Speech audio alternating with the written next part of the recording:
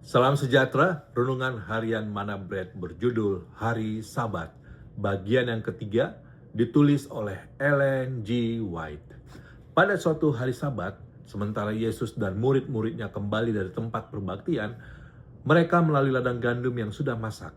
Yesus meneruskan pekerjaannya hingga lewat waktu, dan sementara melalui ladang itu, murid-muridnya mulai memetik gandum dan makan butir gandum setelah mengupasnya di tangan mereka.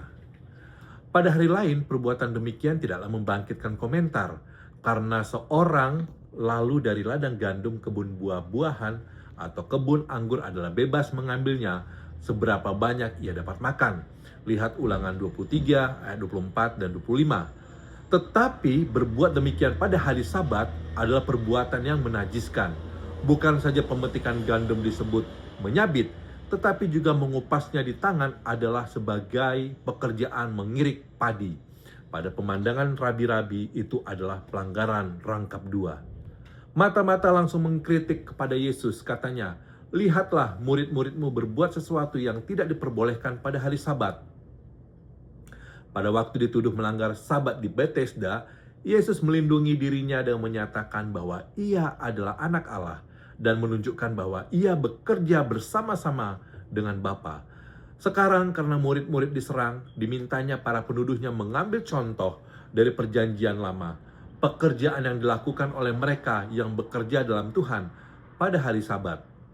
Guru-guru orang Yahudi menyombongkan pengetahuan mereka akan Alkitab, dan jawaban juru selamat adalah teguran yang langsung atas kebodohan mereka tentang firman Allah yang suci. Tidakkah kamu baca apa yang dilakukan oleh Daud ketika ia dan mereka yang mengikutinya lapar, bagaimana ia masuk ke dalam rumah Allah dan mengambil roti sajian lalu memakannya.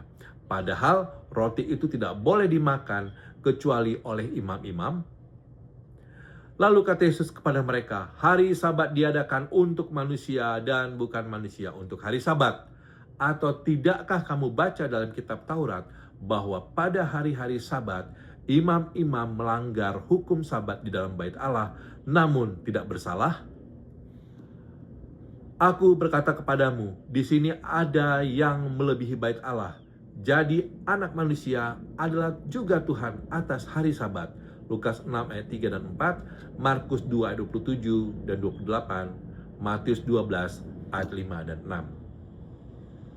Kalau Daud diperkenankan untuk mengenyangkan perut yang sudah lapar oleh memakan roti yang sudah diasingkan itu, maka diperkenankan murid-murid memenuhi keperluan mereka oleh memetik gandum pada hari Sabat.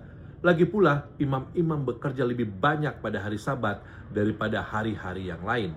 Sama seperti pekerjaan dunia adalah dosa, tetapi pekerjaan imam-imam itu adalah pelayanan kepada Tuhan. Mereka tengah melaksanakan upacara yang menunjukkan keselamatan oleh kuasa Kristus, dan pekerjaan mereka sepadan dengan rencana hari Sabat. Tetapi sekarang Kristus sendiri telah datang. Murid-murid dalam melakukan pekerjaan Kristus sedang melakukan pekerjaan Allah. Yang perlu untuk menggenapi pekerjaan itu adalah baik diperbuat pada hari Sabat. Kristus sedianya mengajar murid-muridnya dan musuh-musuhnya bahwa pelayanan kepada Tuhan itu adalah yang terutama dari semua. Rencana pekerjaan Allah di dunia ini adalah keselamatan umat manusia. Sebab itu apa saja yang perlu dilaksanakan pada hari Sabat dalam menggenapkan rencana ini adalah setuju dengan hukum Sabat. Yesus memahkotai perdebatannya dengan menyatakan dirinya Tuhan atas hari Sabat. Pribadi di atas segala pertanyaan dan di atas semua hukum. Hakim yang berkuasa ini membebaskan murid-muridnya daripada kesalahan terhadap tuduhan pelanggaran yang sedang mereka langgar. Yesus tidak membiarkan hal itu berlalu dengan memberikan teguran kepada musuh-musuhnya. Ia mengatakan bahwa di dalam kebutaan itu mereka telah salah dalam tujuan Sabat. Ia berkata, "Jika memang kamu mengerti maksud firman ini, yang ku kehendaki ialah belas kasihan dan bukan persembahan. Tentu kamu tidak menghukum orang yang tidak bersalah." Matius 12 ayat 7.